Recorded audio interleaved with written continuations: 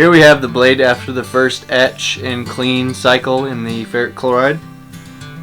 You can see the pattern coming through, but this is only the first etching cycle that we're going to be doing out of 3 or 4 cycles to get the finished product. The reason that we do cycles is to deepen the etch and then clean it up with progressively higher grits in between each etch. I wanted to get this first etch on film right now so we can see the difference between this and the final etching cycle, to really see the differences between them.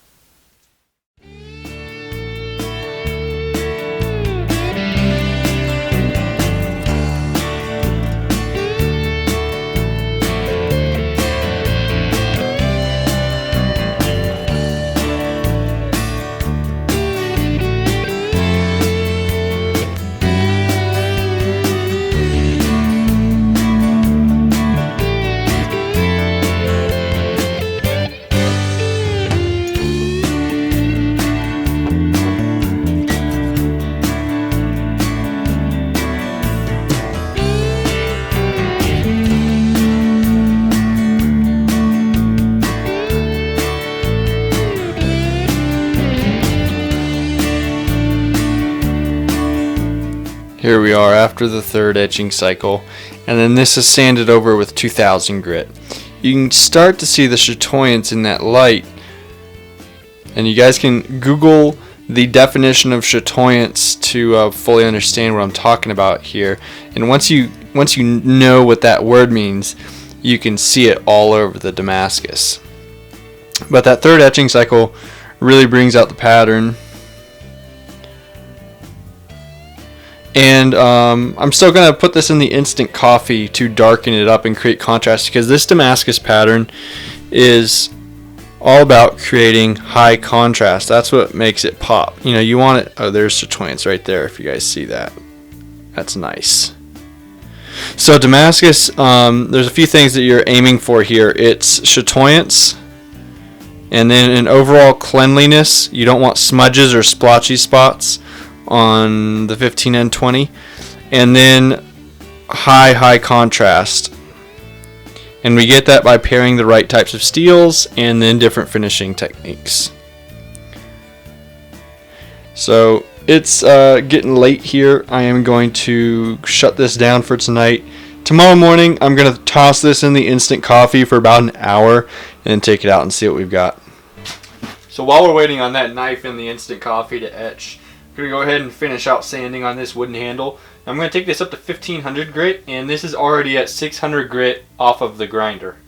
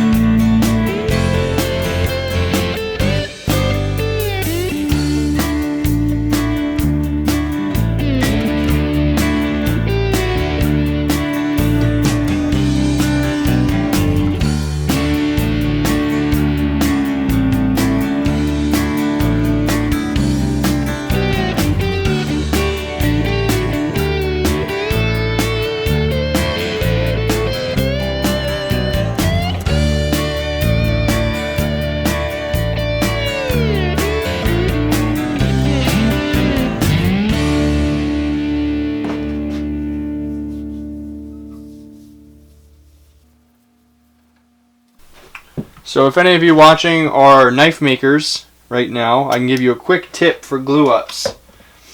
So after you glue up the knife, of course you got to be on glue watch, which means that you come back every few minutes and use acetone or whatever and wipe off the glue that oozes out of the joint there. because you don't want any glue there, of course, drying outside. So after you've done that a few times, what I do is take WD-40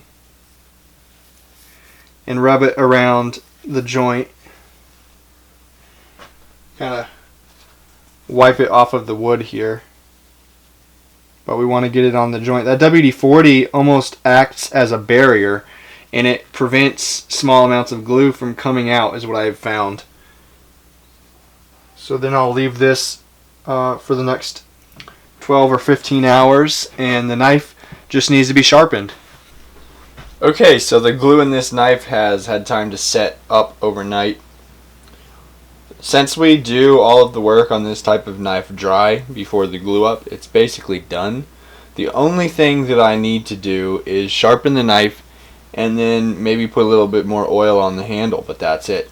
So let's go ahead and get this thing sharp. If you aren't familiar with chef knives and the geometry that these have, it's a bit different than a hunting knife or something like that, or a Bowie knife. The edge is much thinner, so this edge is only going to be a couple thousandths thick. It basically would cut you if you pulled it across your hand fast. It's pretty much ground to zero. So let's see how thin it actually is before I sharpen it. I'm showing 2.5 thousandths. Can you see that? 2.5 thousandths thick at the edge.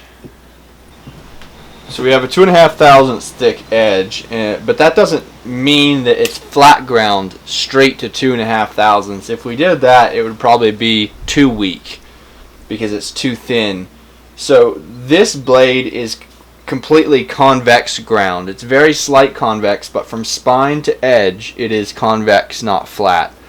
And I flat grind this knife down to around 10 thousandths, and then I convex grind the whole blade, and I convex grind that and take that edge down to 2.5 thousandths or so. And then we'll put the final edge, the secondary bevel, on the knife. So this has a convex geometry that just really nicely fades into the cutting edge. It'll be like a lightsaber on vegetables. And to give you guys perspective of how thin this is compared to a hunting knife or something like that, the generally accepted thickness for a big Bowie knife or something along that line is 20 thousandths of an inch thick. I usually go thinner, around 15 thousandths or so. I think 20 is a little bit too thick, but you're looking at around 15 to 20 thousandths of an inch thick for your standard utility knife, whereas the chef's knife is 2.5 thousandths thick. Big difference.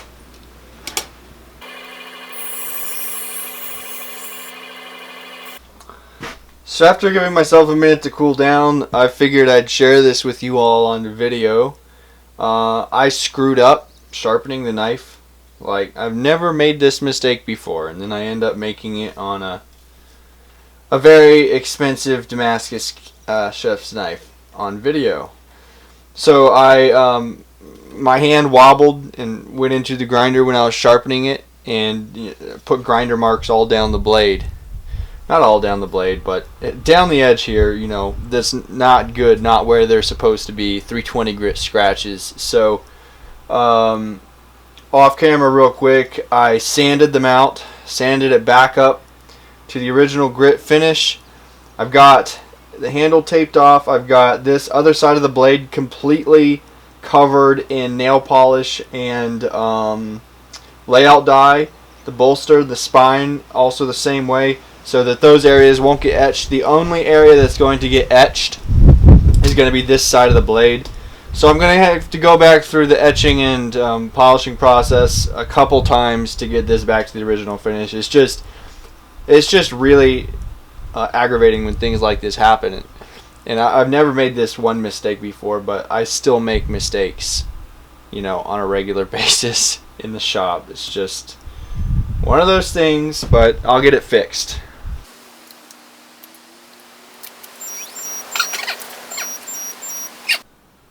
So in case you were wondering why I'm opening ammonia in the first place, we use ammonia to neutralize this ferric chloride acid after the etching. Okay, so I got that fixed up and we're back to where we were before I screwed it up. This really, it wasn't that big of a deal. It set me back 30 minutes. It took me 30 minutes to fix it and everything turned out just fine. It's just one of those things, it's like getting slapped in the face. Keep your ego in check when things like this happen, I guess. So you always have to be, on top of your game when you're working with pieces like this.